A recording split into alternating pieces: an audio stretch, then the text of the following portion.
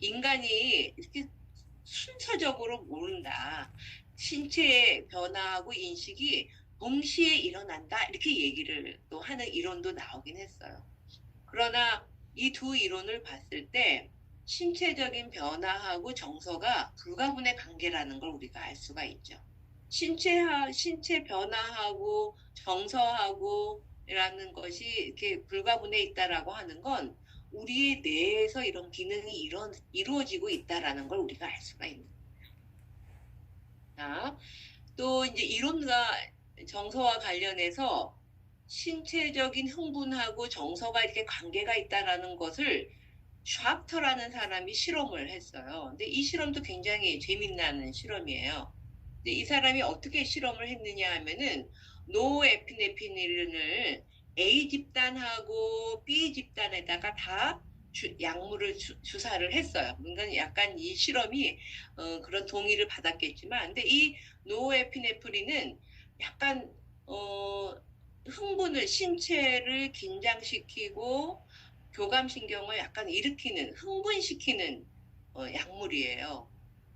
그래서 양쪽 A그룹도 흥분시키고 B그룹도 흥분을 시킨 거예요. 그러니까 생물학적으로 신체적 흥분을 시켰어요.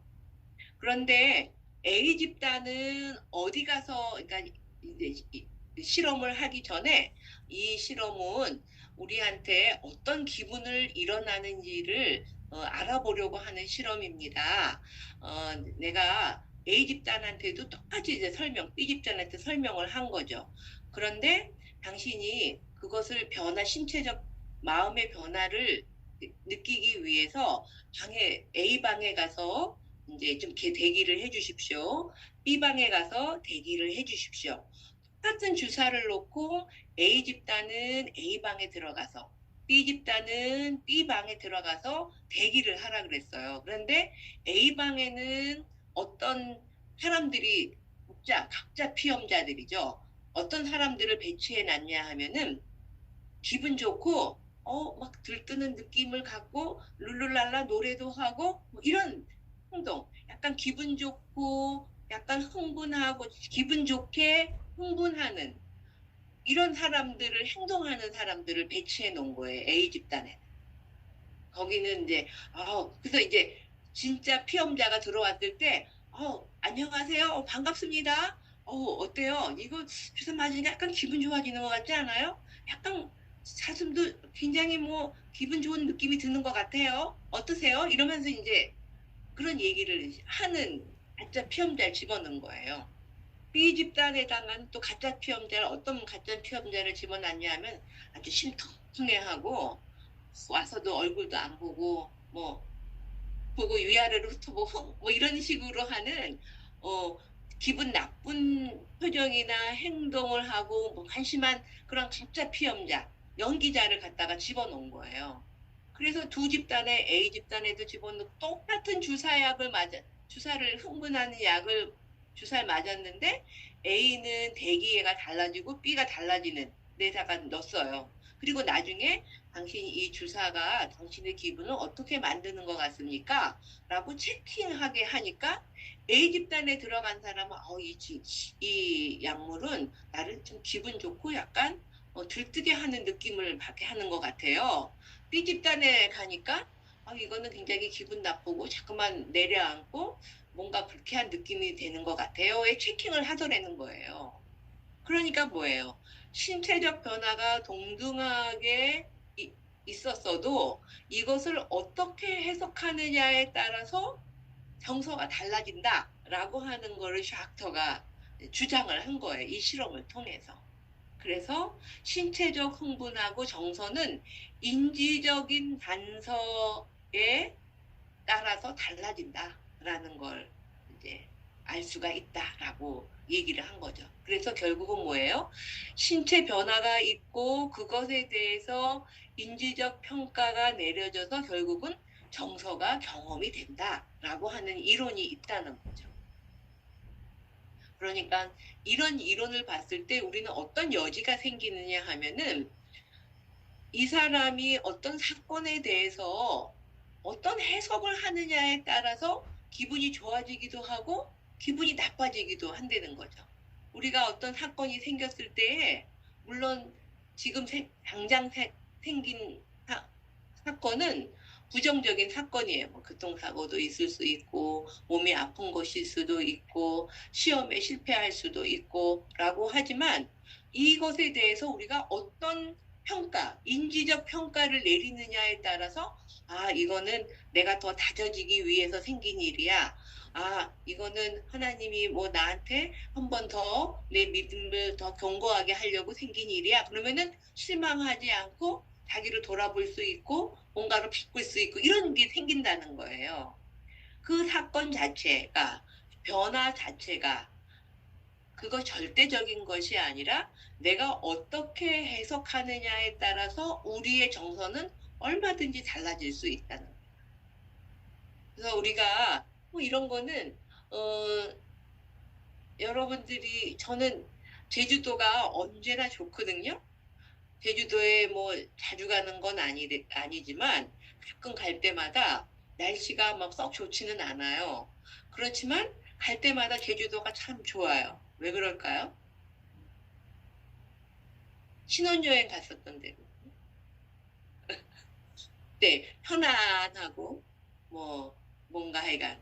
그래서 저는 늘 제주도 가면은 편안하고 즐겁고 이런 느낌이 드는 것 같아요. 그래서 그때의 정서에 대해서 항상 편안한 느낌 뭐 이런 것들 항상 평가가 굉장히 이제 중요하다라는 말씀을 드리겠습니다. 정서의 밑에는 뭔가 인지적 평가가 있었다라고 하는 거죠. 여러분들도 이제 내담자랑 이제 상담을 하실 때에 내담자가 어떤 정서, 굉장히 뭐 불안해하고 또 우울해하고 긴장하고 큰일 났다, 뭐 안타까워하고 막 애하고 막 이런 상태에서 이제 상담을 온다라고 하는 건 이분이 이미 어떤 평가를 내리고 있냐면은 방법이 없다. 이건 굉장히 위협적이다. 나는 길이 없다. 뭐 이런 생각을 하고 있어서 그런 상태에서 왔다라는 거예요. 그런데 상담을 통해서 해답이 주어지지 않아도 길이 마련이 되고 또 서로 이렇게 안내하는 이렇게 돌아보게 되고 이러면은 뭐가 이렇게 뒤가 탁 맞으면은 정서가 쫙 불안한 것이 내려앉으면서 편안해지면서 그 사건을 제대로 볼 수 있는 능력이 이제 생긴다든지 이런 현상이 생기죠. 그래서 내담자들이 이제 상담을 해서 자기 정서가 어떻게 해서 그런 마음이 들었을까요? 그때 어떤 생각이 드셨을까요? 라고 이제 우리가 이렇게 물어보면은 그 사람이 이제 동기도 알 수 있고 또 이제 원하는 거 뭐 이런 것들을 우리가 알 수가 있죠. 또 이제 신체하고도 관련이 있지만 정서는 얼굴 표정으로 나타난다라고 하는 거죠. 그래서 사회적인 정서의 기능에는 사회생활이 굉장히 중요하다라고 얘기하는데 중요한 사회적 소통의 매체가 된 얼굴 표정이 되는 거죠. 표정뿐만 아니라 태도도 그렇잖아요. 늘 이제 얼굴에 긴장이 있다든지 어깨가 올라가 있다라든지 이런 그 사람의 어떤 행동이나 태도 또 표정 이런 걸 통해서도 그 사람의 정서가 나타나기도 합니다. 아까도 말씀드렸던 것처럼 얼굴 표정은 범문화적인 어떤 문화권에 가더라도 비슷한 얼굴 표정을 우리가 찾아볼 수 있고 또 뭔가 이제 고통스러우면 찡그리게 되고 가슴이 두근두근거리면은 뭐 몸을 이리저리 몸도 이렇게 움직이게 되고 뭐 이런 것들이 다 비슷하게 나타난다는 거죠. 그래서 우리가 이제 내담자들이 상담실에 왔었을 때에 하는 얼굴 표정과 행동을 보면서 저 사람이 지금 불안해하고 있구나, 두려워하고 있구나, 뭐 금방 우리가 알 수가 있죠. 그런데 그 어느 정도 수의적으로도 이제 조절이 가능하다라고 이제 하는데 원래 이제 정서라고 하는 거는 자율신경 반응이거든요. 뇌에서 이렇게 자동적으로 우리가 우울하자 뭐 이래서 우울한 것도 아니고 굉장히 오토노믹하게 움직이는 건데 이제 우리도 어른이 되면은 안 그런 척 할 수 있고 안 슬픈 척 할 수도 있고 뭐 안 기쁜 척 할 수도 있고 뭐 어느 정도는 수의적으로 할 수 있다. 조금은 우리가 좀 조정할 수 있다라고 하는데 사실은 굉장히 자율적인 거죠. 조종하기 어려운 거예요. 그래서 우리가 상담을 이제 할 때에 우울을 자체를 고칠 수는 없어요. 왜 우울하게 되었는지 그 이유와 원인을 찾아서 우리가 그 근본 동기라든지 바라는 거 뭐 이런 것을 변화시켜줘서 우울을 에서 벗어나게 하는 것이지 실제 우울 자체로는 우리가 변화시킬 수가 없어요. 왜냐하면 우울이나 정서는 굉장히 자율적인 거기 때문에 그래요. 평가를 바꿔야 되는 거죠. 생각을 바꿔야 되는 거예요. 그래서 이제 인지치료가 나타나게 된 거죠. 정서를 강조하고 있는 정신분석이라든지 인간중심 이론이라든지는 굉장히 정서를 강조하는데 이 정서를 강조하는 그런 이론들조차도 상당히 그 사람이 어떤 욕구를 가지고 있나, 어떤 것이 일치가 되지 않았나 이런 것들을 살펴봄으로써 정서를 바꾸는 거거든요. 그러니까 정서는 어떤 표현의 도구, 그 사람의 내부로 들어가는데 어떤 문과 같은 역할을 하는 것이 정서라고 할 수가 있어요. 정서. 근데 이제 목사님들이나 저도 그랬지만 목사님들은 그 정서를 바깥으로 쉽게 드러내시지 못하시잖아요. 늘 안에 버릇 하셨잖아요. 그래서 이제는 내가 지금 뭘 느끼고 있는지도 잘 모르실 때도 많지 않으세요? 늘 중립을 지키셔야 되고 너무 떠도 안 되고 너무 너무 밑에 가라앉아도 안 되고 막 이러니까 그거를 늘 조정을 해오셔서 지금은 내가 좋아하고 있는 건지 내가 슬퍼하고 있는 건지 이렇게 자기 정서가 이렇게 너무 평평하다고 느끼시는 분들도 많으실 거예요. 근데 그게 이제 조정을 이제 할 수 있는 특성이긴 하지만 그래서 이제 그렇게 오랫동안 표현 못하고 참고 표현하면은 남자가 오르면 안 돼. 남자가 그렇게 가벼우면 안 돼. 이렇게 이제 얘기를 늘 들으면서 살았던 사람은 뭔가 지금 어떤 마음이 드세요? 좀 화가 나셨겠는데요? 그때 너무 섭섭하셨겠는데요?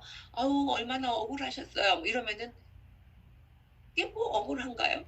그게 뭐 화가 나는 건가요? 뭐 이렇게 이제 자기의 어떤 정서성을 찾아가기가 어려운 때가 많이 있죠. 더군다나 우리나라처럼 그런 가부장적이고 남성에게 그런 것들을 이제 묵직하고 이런 것들을 책임감이라든지 뭐 권위라든지 이런 거를 요구하는 사회에서 남성들은 그렇게 자기 정서성을 갖는데 쉽지가 않죠.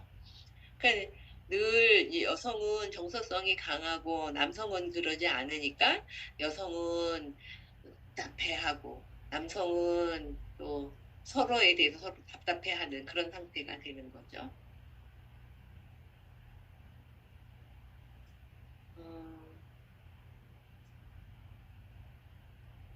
정서 발달에 대한 얘기도 아까도 제가 말씀을 드렸었는데 정서는 초기에 2년, 그러니까 2살 될 때까지는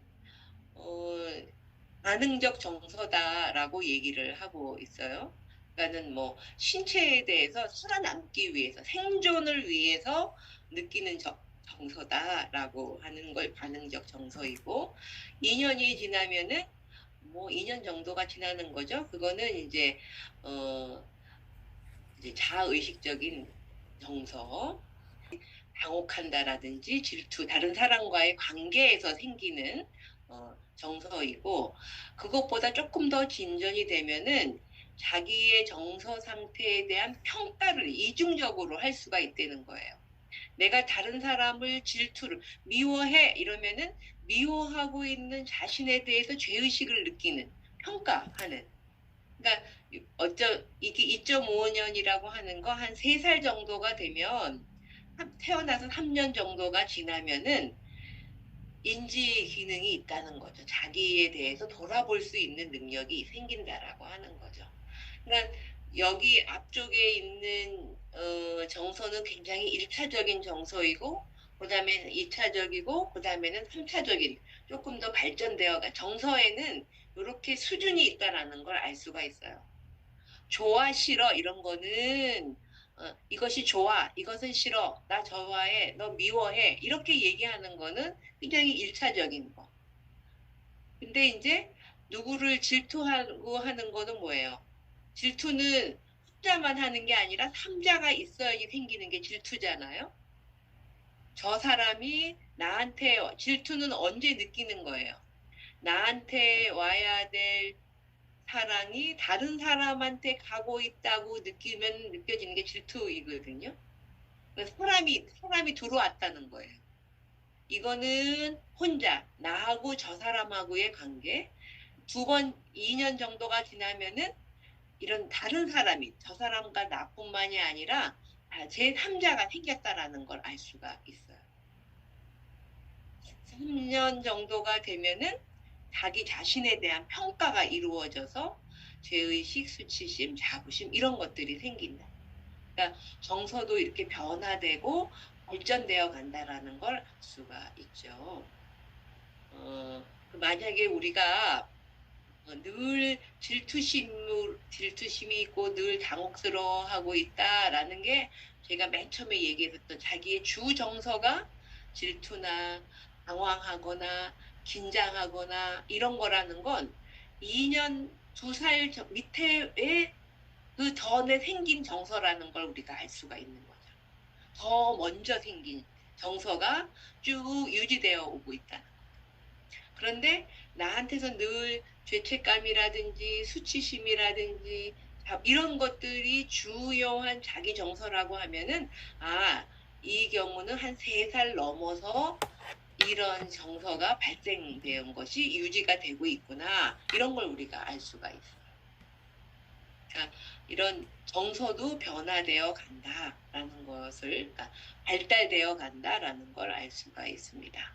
그러니까 인지 능력에 따라서 이런 정서도 변화된다. 그러니까 왜 이렇게 변화되냐? 인지 능력이 달라지기 때문에 그렇죠. 2년 합니다. 네, 쉬지 않지만 어떤 정서 상태가 되면은 그대로 있지 않고 계속 변화되어 갈 수 있다라고 하는 특성을 가지고 있어요. 정서도 이제 변화한다.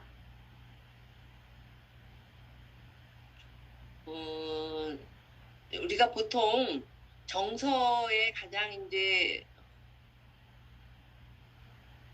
아까 이제 앞장에서 이제 불쾌하냐, 자기한테 만족스러우면은 즐겁고 즐거운 느낌, 자기한테 만족스럽지 않으면은 이제 불쾌한 느낌, 부정적인 느낌 이렇게 이제 나누어지는데,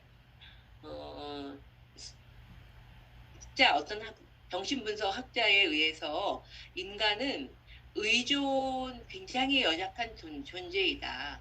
의존하지 않으면은 살아남을 수가 없다. 또 의존한다라고 하는 건 내가 할 수 없다라고 하는 상태가 의존이잖아요. 내가 우리 아버지한테 기댄다, 우리 엄마한테 기댄다라고 하는 건 나는 그거 못하니까 엄마가 대신해 주세요, 아버지가 대신해 주세요라고 의존은 내가 할 수 없다는 거죠. 어릴 때에는 부모한테 의존할 수밖에 없어요. 그래서 부모가 해주기를 바라는 거죠.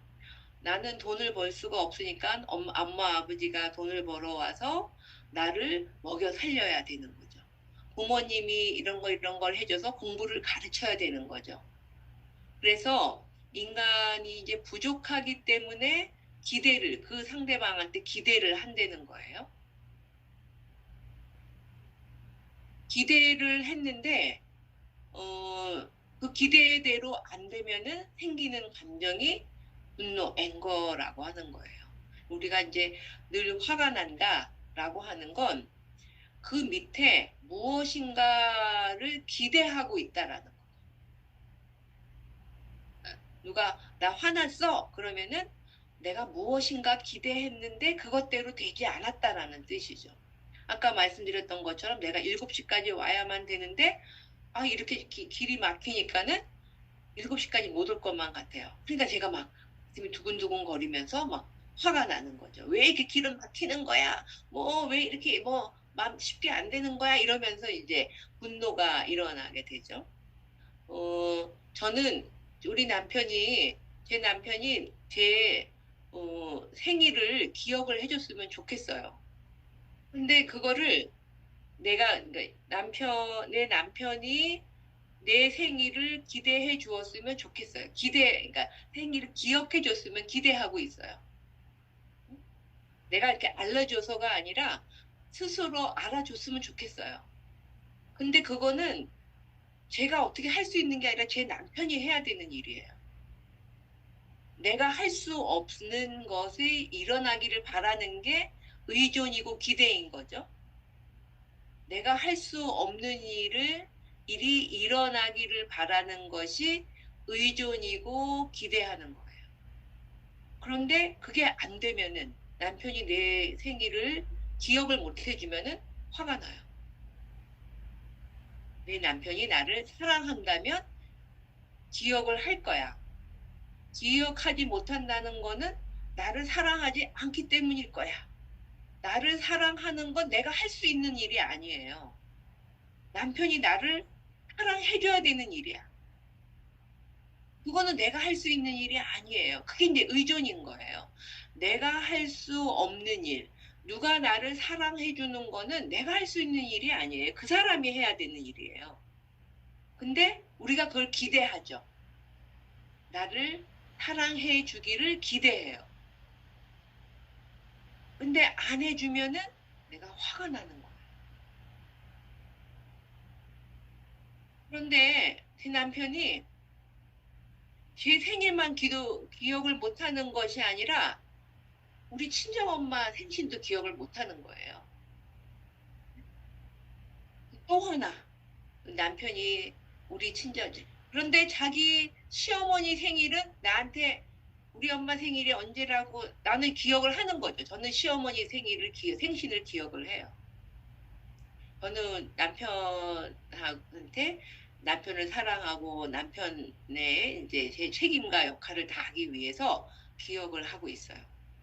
근데 우리 남편은 기억을 안 있는 게 아니라 나를 뭐 생일만 못 기억하는 게 아니고 결혼 기념일도 기억을 못해. 우리 친정 식구 엄마 아버지 생신도 기억 못해.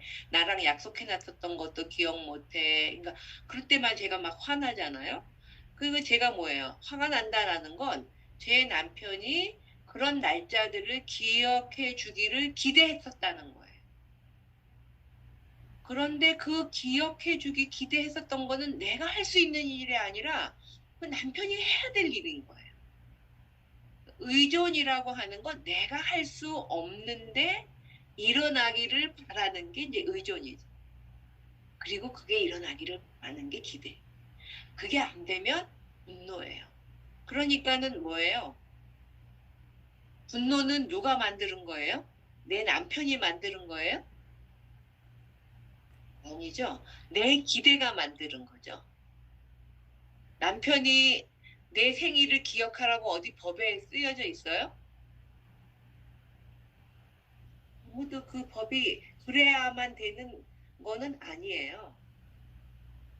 우리는 남편이 나를 사랑하니까 결혼을 했고, 그러니까 내 생일을 나를 사랑해야 되고, 내 생일을 기억해야만 된다. 이런 저한테서 갖고 있는 원칙이 있었던 거예요. 제 원칙이. 그러니까 우리가 뭔가 화가 난다라고 하는 건 내가 가지고 있었던 기대, 내가 가지고 있었던 어떤 원칙이 있었던 거죠. 그러면 우리가 이제 보통 길을 막아놓고 사람한테 물어봐. 다 이게 맞나 안 맞나 이렇게 막 얘기하잖아요. 근데 그것도 사람들이 그럴 거라고 생각을 하는 거예요. 어디 정해져 있는 건 아니에요. 내가 그것은 내가 기대하고 있었던 거죠. 근데 결국은 우리가 많이 화가 난다라고 하는 거는 내가 가지고 있었던 기대가 있었다는 거예요. 그러니까 우리가 보통 내담자한테 아 이렇게 화가 나셨군요. 그러면은 그 앞에 아 이렇게 되기를 바라셨군요. 남편이 당신의 생일을 기억해 주기를 바라셨군요. 그러면 내담자들은 틀림없이 이렇게 얘기하죠. 당연히 남편이 아내 생일을 기억해 줘야 되는 것 아니에요? 이렇게 얘기를 하는 거죠. 그러니까 이분은 아 당신은 남편이 아내 생일을 기억해야만 된다라고 하셨군요. 이런 원칙이 있었군요. 근데 꼭 기억해야만 되나요? 이렇게 이러면은 아니 그러면은 남편이 아내를 사랑한다면 기억해야 되는 건 아니에요? 아, 당신 남편이 당신을 사랑해야 한다면 기억해야 된다고 생각하셨군요. 그러니까 당신은 생일을 못 기억해서 화가 나신 게 아니라 당신의 남편이 당신을 사랑하나 안 사랑하나 그것이 의심스러워서 화가 나셨군요. 로 이렇게 유추해 갈 수가 있다는 거예요. 근데 분노를 모르면 유추해 갈 수가 없어요. 이제 화가 났다라는 것을 인정하지 않으면 거기까지 갈 수가 없어요. 그래서 가장 먼저 나타나는 부정적인 정서가 분노예요.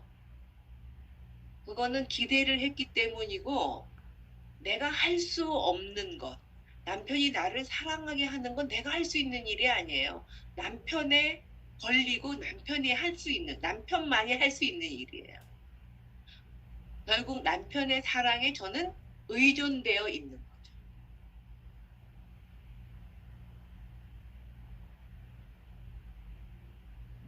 제가 화가 났다는 건 제가 제 남편 사랑에 의존되어 있는 거예요. 그래서 이제 여러 번 반복해서 동일한 대상한테 화가 나면 제가 미워져요, 우리 남편이. 얼도 보기 싫어져요. 밥 먹는 것도 미워져요. 밥 먹는 것, 우적우적 소리 나는 것도 미워 죽겠어요. 뭐, 밥 먹다가 뭐 흘리는 것도 더 미워요. 뭐, 그 집 식구들은 더 미워요. 그러니까, 여러 번 화가 나면은 그 사람이 증오는 미워지고 더 심하면은 아유 귀신은 뭐하나 저런 거 안 잡아가고 막 이런 생각이 드는 거예요. 그러니까 없어졌으면 좋겠고 소리 없는 총이 있으면 쥐도 새도 모르게 없앴으면 좋겠고 그 증오라고 하는 건 죽여버리고 싶을 정도로 싫은 뭐 이런 게 증오잖아요. 원수 갚고 싶고 뭐 이러는 게 증오. 그게 사실은 저 건너편에 있는 사람한테 제가 화가 안 나고 건너편에 사람한테 미움이 있질 않아요. 그래서 우리가 늘 말하는 게 집안에 원수가 있다라는 게 바로 기대가 있었기 때문에 미움까지 있는 거죠. 사람은 눈물의 씨앗 맞나요? 그게 치 있는 사람한테서 증오가 있는 거예요. 왜? 기대했기 때문에. 그래서 늘 실망했고 화가 났고 그게 쌓여져서 한두 가지가 아니라 여러 가지에 여러 번 분노하다가 보니까 미움이 되는 거죠. 나는 사랑은 눈물의 씨앗이죠. 화가 나고 증오나고 사랑받기를 바랬으니까. 그래서 제가 죽도록 우리 남편 미워하고 저 인간 먹는 것도 미워 뭐 이러면서 이제 막 쳐다보기도 싫고 같이 있기도 싫고 각방 써 그래서 각방 쓰고 뭐 챙겨줘 막 이러면서 미워해요. 막 미워하고 뭐 밥도 안 차려주고 뭐 이 정도는 귀여운 거죠. 그 미워를 하면은 제가 누가 좀 뭐 누가 대신 죽여줬으면 뭐 이런 마음도 들을 때가 있는데 여기 복사님은 안 그러시겠죠? 저는 막 그럴 때도 있었거든요. 내가 죽이면은 나만 나쁜 년이 되니까 누가 대신 죽여줬으면 좋겠고, 막 그런 마음이 이제 들고 그랬었거든요. 그러면은 이제 교회 가면은 또 막 하나님한테 또 막 아유 제가 누구를 죽기를 바라고 누가 잘못되기를 바라고 막 이러니까 제가 막 죄의식이 막 올라오죠. 누구를 실컷 미워하고 나면 마음에 뭐가 올라오냐 하면은 죄의식이 올라와요. 길티 필링이 올라오죠. 예수 믿는 분만 이렇게 그런 게 오는 게 아니라 일반적으로 누구를 실컷 미워하면은 죄의식이 올라오죠. 우리도 이제 우리 아버지에 올라오면은 막 이렇게 보면은 아유 이빨 빠진 호랑이 같고 발톱 빠진 호랑이 같고 그러면 아유 저렇게 힘없는 노인네를 저렇게 내가 미워했구나 막 이런 마음이 이제 들면서 어, 뭐 죄책감이 들죠. 미워하면 죄책감이 올라오죠. 죄책감이 이제 올라오면은 이제 가서 이제 회개를 해요. 아이고 하나님 뭐 이러면서 회개를 해요. 그러면 아유 그러지 말고 뭐 더 사랑하고 용서하고 막 이래야지 하는데 집에 딱 와서 얼굴 보면 어때요? 올라와. 다시 그냥 확 미움이 올라오죠. 그래서 한 사람에 대해서 미움과 죄책감과 뭐 이런 것들이 한꺼번에 막 여러 감정이 섞여져 있는 것을 우리가 양가 감정이라고 하죠. 그래서 미워하는 마음도 있고 나의 죄책감, 아 그러지 말아야지 하는 마음도 있고 하는 여러 가지 감정이 섞여져 있을 때 우리가 양가 감정, 대체적으로는 두 가지 마음이니까 우리가 양가 감정이라고 그러는데 이런 두 가지 마음이 있습니다. 보통 이제 내담자들이 이제 찾아올 때는 이런 분노 상태에서 찾아와요. 근데 글쎄 그때 어떤 마음이 드셨어요? 이러면서 우리가 그 마음 상태가 되어야지 뒤로 쫓아갈 수가 있는 거예요. 그러니까 누군가가 양가적이다라고 한다라고 하는 건 사실은 기대하고 사랑받기 바라고 사랑하기 바라고 하는 데서 출발했다는 걸 알 수가 있어요. 그런데 그것대로 마음대로 안 되니까 지금 현재는 두 가지 마음이 있게 된다는 거죠. 근데 이게 둘 마음이 막 계속 있으면 이게 너무 에너지가 많이 소비가 되는 거예요. 어머, 이거, 이거 안 하고 싶어져요. 그러면은 이 양가 감정이 막 심하다가 더 이상 그 사람으로부터 다른 마음이 이게 떨어지는 거예요. 분리가 되는 거예요. 이게. 그러면은 플랫해지고, 뭐라 그럴까, 그 사람을 통해 더 이상 그런 느낌이 들지 않는 상태가 된다. 이렇게 얘기를 하고 있어요. 근데 분리가 되면은 분화가 된 게 아니라 분리가 된 거예요. 그러니까 뭐예요? 의존되어 있다가 완전히 떨어져 나갔다라고 하는 뜻이죠.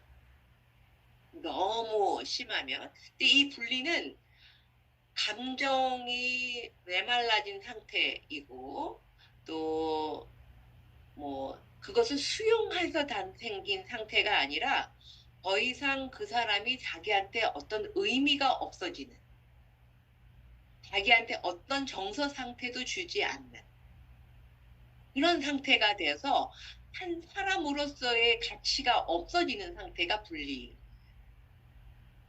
너무 에너지를 써버렸기 때문에. 그러니까 우리가 그 여자의 일생이라고 하는 소설에 보면 마지막이 뭐 더 이상 기쁘지도 슬프지도 않다 이렇게 얘기가 이제 끝나는데 그거는 이 사람이 너무너무 이 삶에서 우여곡절을 겪어서 뭐의 감정을 느낄 만큼의 에너지가 없다 이런 뜻이죠 사실은. 그게 더 오히려 분리. 그러니까 이 분리는 어디 가면은 분리를 볼 수 있느냐 하면 정신과 병원에 가면은 분리된 사람을 볼 수가 있어요. 밋밋한 사람. 플랫 정서 슬프지도 않고 그냥 플랫한 사람들이 이런 분리된 상태라고 할 수가 있죠. 그러니까 편할 것처럼 보이지만 그분은 어떤 인간성을 갖기가 쉽지가 않아. 그러니까 우리가 주변에 너무 플랫해서 저 사람 감정도 없는 것 같아 라고 얘기를 하는 상태가 이런 상태라고 할 수가 있어요. 그러니까 너무 시달리면은 이런 상태가 되는 거죠. 그래서 우리가 이제 상담자, 내담자들이 왔었을 때 어떤 정서 흥분된 상태에 있을 때 그 사람이 왜 인간성이 있는 거고 그 사람의 원래의 동기를 찾아갈 수가 있어요. 이렇게 돼버리면은 뭐에서부터 시작되었는지를 알기가 어려워. 정서라고 하는 건 뭐예요? 그 사람이 아직도 내가 더 살고 싶어요, 더 잘 살고 싶어요, 더 행복해지고 싶어요 라고 하는 어떤 동기적 에너지가 있다라는 걸 알 수가 있죠. 맨 처음에 동기는 대처적인 거, 적응적인 거라고 했어요. 부정적인 것에 살아남기 위해서 정서가 있다라고 얘기를 한 거죠. 그래서 우리 내담자들이 찾아왔을 때 어떤 정서 상태에 있나, 어떤 마음이었나, 어떤 심정이었나를 이제 이해하면 거기에 어떤 기대가 있었고 그 사람이 원하는 것들이 있었다라는 걸 우리가 유추해서 찾아갈 수가 있게 되는 거죠. 그래서 정서가 이렇게 변화한다는 거죠. 그냥 미움은 미움 상태에만 있지 않고 한참 미움하다 보면은 죄책감이 생기고 양가 감정이 생기고, 양가 감정이 생겼다라는 거는 이 사람이 그 전에 직급가불구를 했었다라는 뜻이에요. 이미 오랫동안에 여러 가지 일을 겪어왔었다라는 걸 우리가 알 수가 있죠. 그러니까 여러분들이 이제 오래된 부모하고의 문제라고 있으면은 양가 감정이 주로 많죠. 그때는 미움도 있고 죄책감도 있고 이렇게 막 섞여져 있는 걸 우리가 알 수가 있죠.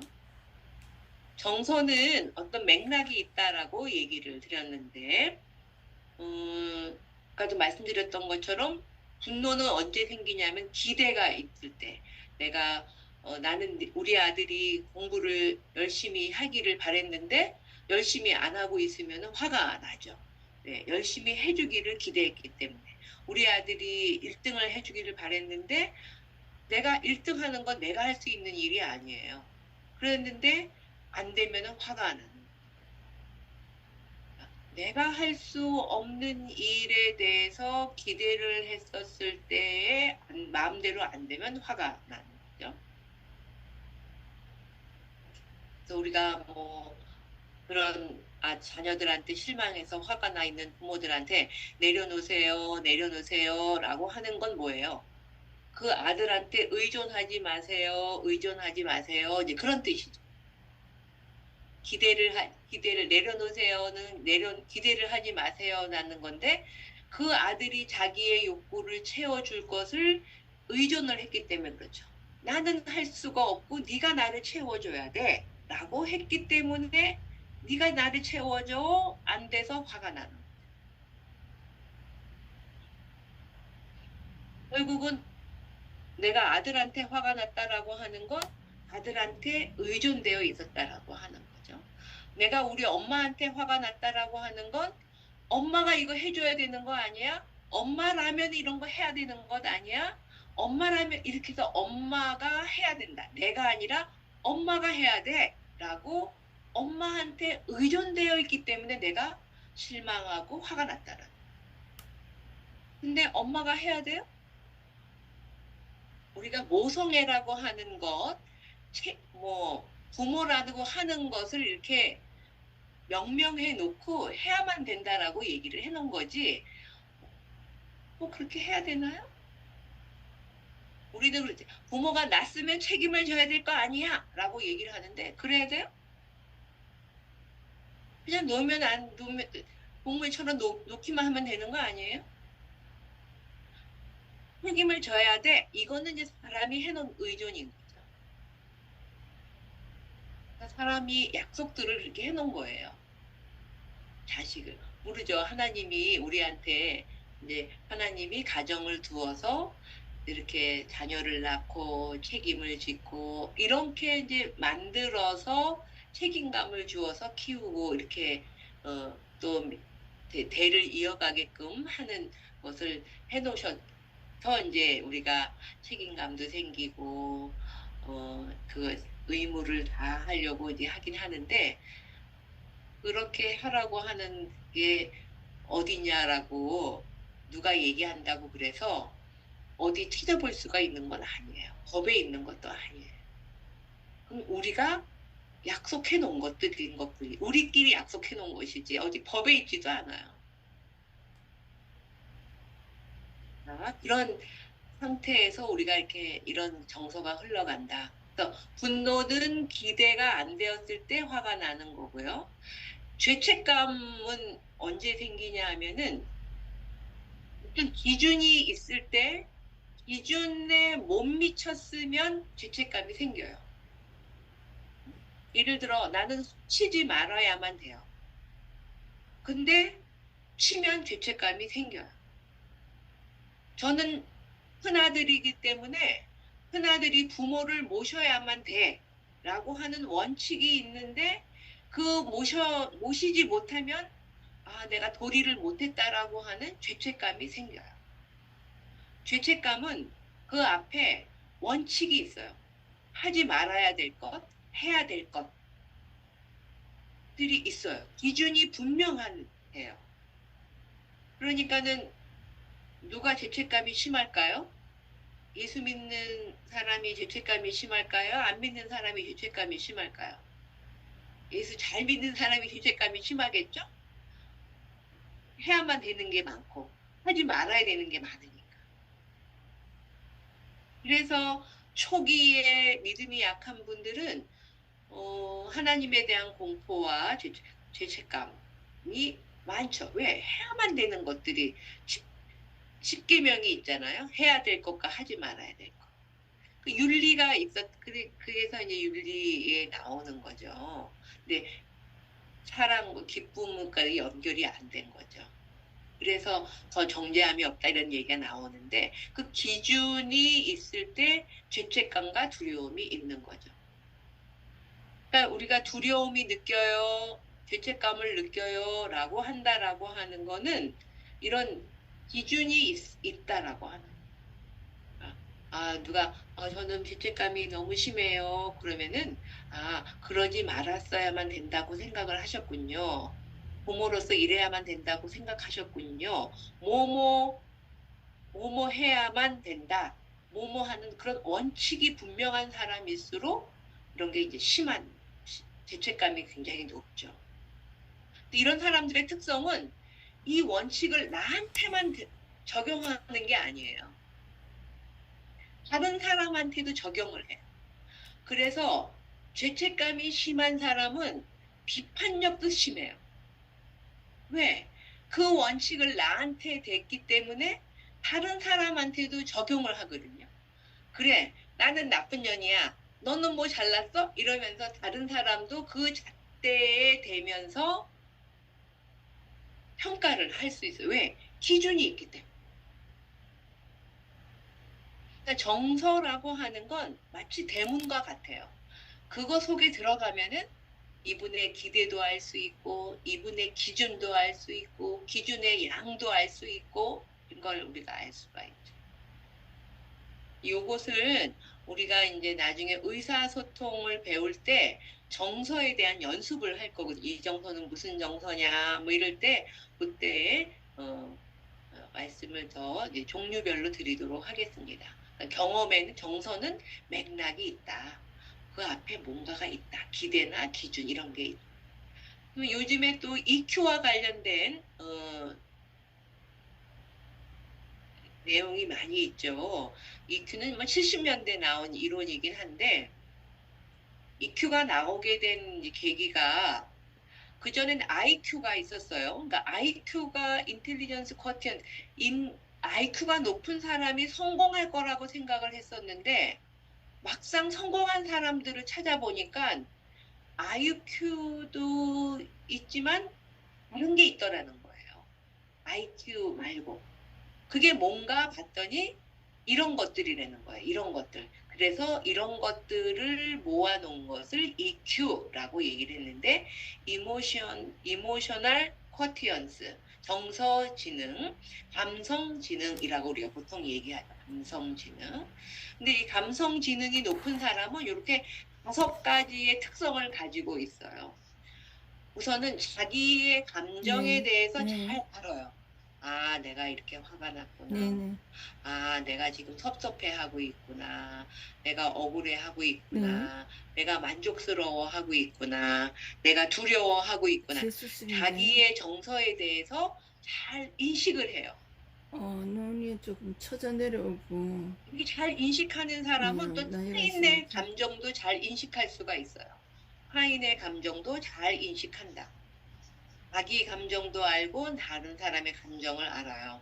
그러니까 타인 감정을 잘 아니까는 어때요? 다른 사람이 지금 어떤 상태에 있나를 알아서 지금 언제까지 아유, 이거 갈 수 저 사람이 있어요? 슬프겠구나. 그러면 가서 위로도 해주고, 다른 사람이 화가 나겠구나. 그럼 가서 풀어주려고 그러기도 하고, 잘 알아야지 뭔가를 할 그러면은 거라는 거죠. 이벤트는 자기 언제까지 하세요? 감정을 아는 사람은 자기를 또 잘 표현할 수 네. 있어요. 아, 나 지금 너무 마음이 섭섭하다, 음, 억울하다, 이렇게 표현할 수 있어요. 근데 많은 다음 사람들이 주 자기 감정을 몰라서 표현도 잘 못해요. 토요일 오전에 자기 감정 되나요? 모르는 사람은 다른 사람 감정도 몰라서 네. 다른 사람 마음을 풀어주지도 못하고 여기가 뭐 위치가 이렇게 어디죠? 할 수가 없어요.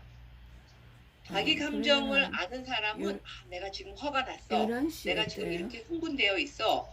그러면은 내가 이런 상태에서 다른 사람하고 그럼 말하면은 12시에요. 싸움이나 일어날 것 같으니까 이거를 좀 낮추고서는 좀 네, 화가 난 걸 좀 네. 가라앉히고 가서 얘기해야지 한 하고 30년 조절도 할 수가 넘었는데요? 있어요.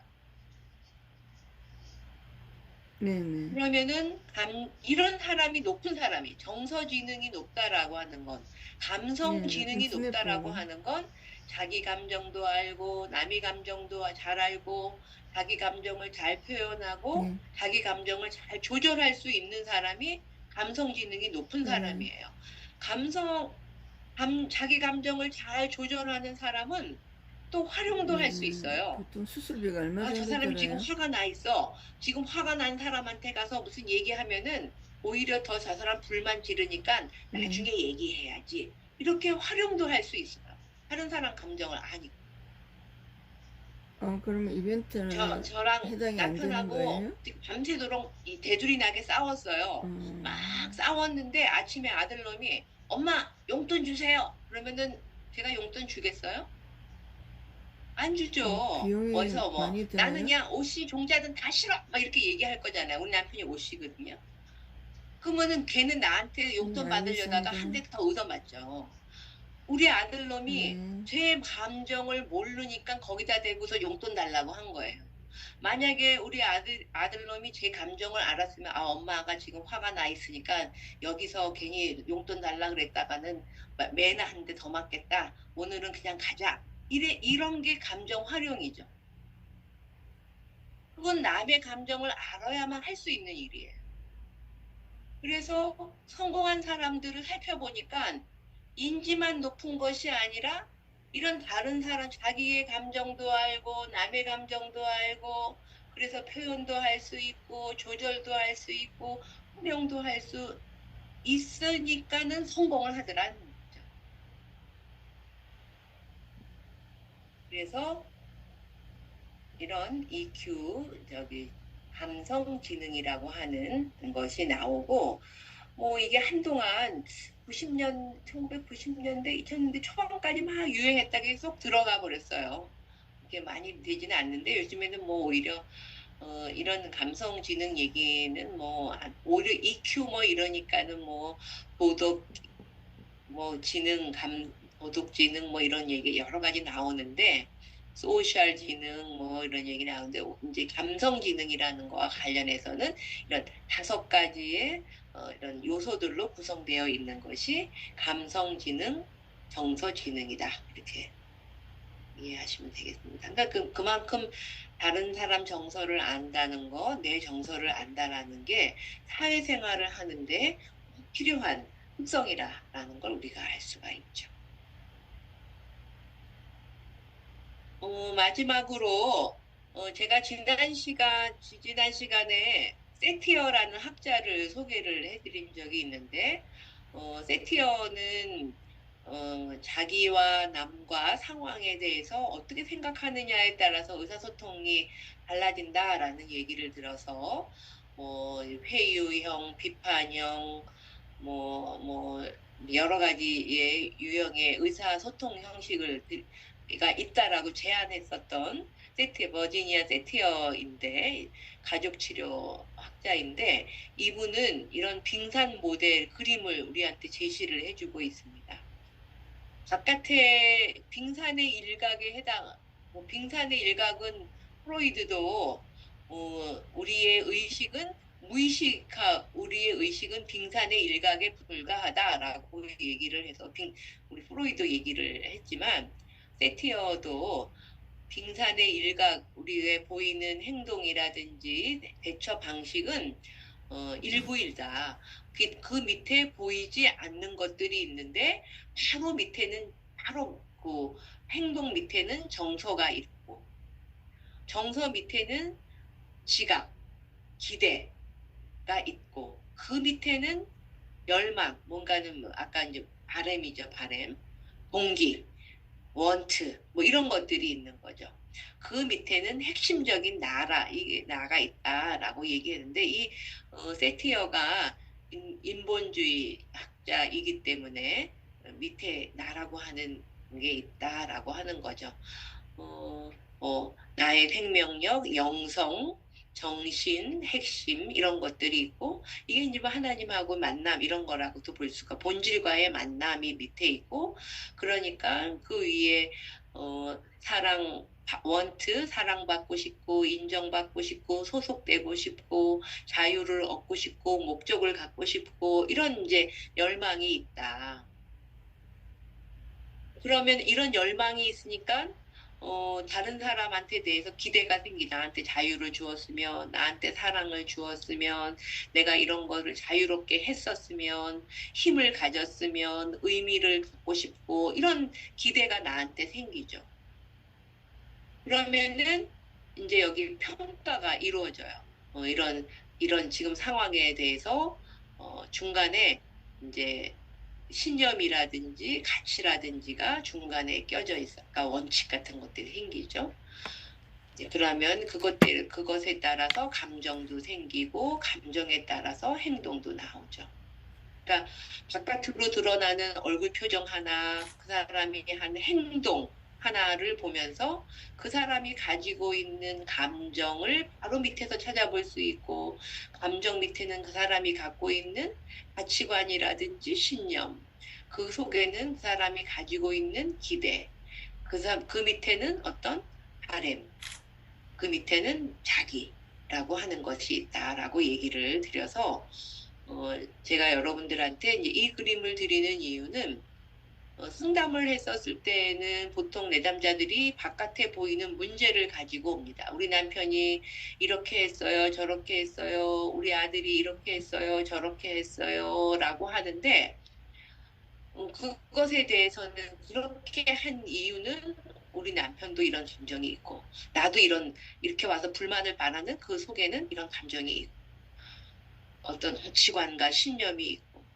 기대가 있고 그러니까 여기 가치관과 신념은 아들은 이래야 돼, 남편은 이래야 돼, 세상은 이게 1등만을 인정해줘, 2등은 안 돼, 이런 지각들이 있다는 거예요.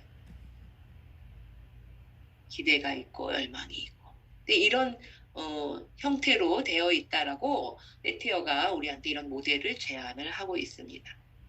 근데 이런 모델을 통해서 우리는 나 자신도 이해가 되고 나를 찾아오는 내담자도 이해를 할 수가 있죠.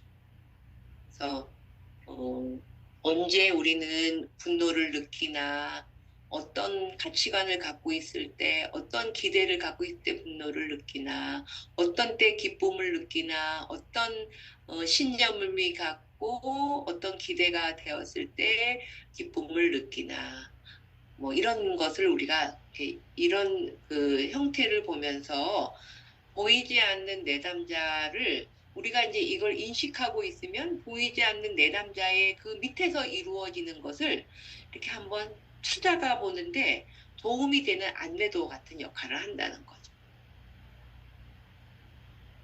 그러니까 여러분들이 이제 여러분 자신에 대해서 한번 비춰서 보시는 게 도움이 되겠죠. 아니면은 여러분 가까운 분들을 한번 이렇게 적용을 해보는 게 좋죠. 보통은 우리가 이제 가족 치료를 하면은 원가족의 문제들을 가지고들 이제 오는데 이제 어렸을 때에 겪었었던 것들을 꾸질 않고 계속 지금 현재 있는 사람한테 요구를 하고 있어요. 이제 그런 것들은 정신분석에서는 전이가 되었다 이렇게 얘기를 하거든요.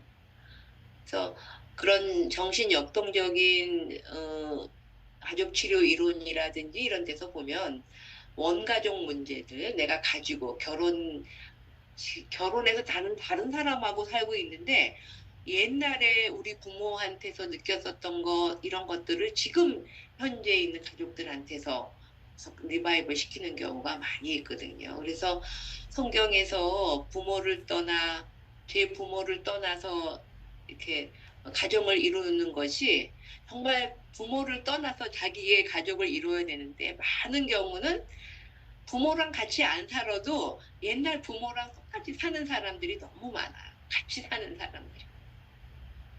원가족 문제가 해결이 되질 않아요. 근데 우리나라 남편은 더 하기가 어렵죠. 우리나라에서 사는 남편들은 더 이 문제에서 해결하기가 어려워요. 여성들은 그나마 물리적으로 집을 떠나요. 근데 남성들은 물리적으로도 떠나질 않아요. 그래서 원래 원가족의 문제를 그대로 갖고들 있어요. 그래서 이제 많은 경우에 이제 부부 갈등은 그런 원가족의 문제들을 어떻게 하고 있나. 그래서 여러분들이 가족 치료 이제 이론 들으면은 귀노그램, 가계도를 그리는 것도 해보실 텐데, 이제 이 세티어도 가계도 그리는 걸 굉장히 중요한 방법으로 하는데, 오래된 자기의 오래된 우리 부모 우리 할머니의 그런 문제가 오늘 나한테까지 영향을 미칠 수가 있죠. 부모로부터 잘 떠나는 게 필요한데 이런 거 보면서 여러분들이 여러분 자신에 대한 이해에 도움이 되시기 바랍니다. 제가 맨 앞에 앞부분에 초기 기억에 대한 정서, 반복되는 꿈의 정서, 생활에서 나타나는 정서들을 한번 살펴보십시오. 또 오늘 들었던 여러 가지 제가 제 예를 들면서 정서성에 대한 얘기를 여러분들이 적용하실 수 있도록 말씀을 드렸는데 한번 요걸 테마를 가지고 여러분 정서를 찾아보시는 그런 시간을 가져보시기 바랍니다. 오늘 정서에 대한 얘기 쉬지도 않고 이렇게 쭉 했었는데 여러분들한테 많은 도움이 되기를 바랍니다.